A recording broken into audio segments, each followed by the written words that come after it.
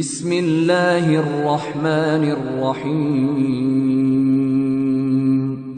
அதாவது என்ன கேளுண்டா, நம்ம சொந்த பில்டிங்கை பேங்க்குக்கு வாடகைக்கு கொடுக்கறது கூடுமா கூடாதா? உங்களுக்கு கேள்விக்கிலே உங்களுக்கு புரிஞ்சிருக்கும்னு நினைக்கிறேன்.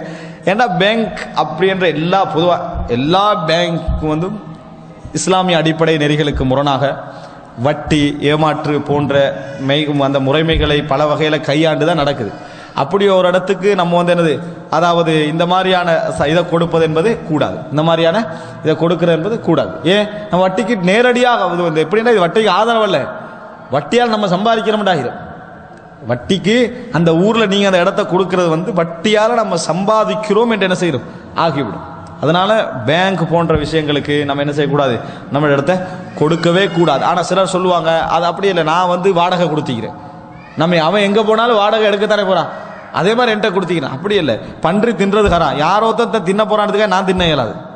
யாரோ தின்ன தான் போகிறான், அதுக்கு பண்ண வச்சு தான் ஈக்கிறான், அதுக்காக நான் சாப்பிட இயலாது. எனக்கு கூடாத நான் தவிர்த்து கொள்ளணும்.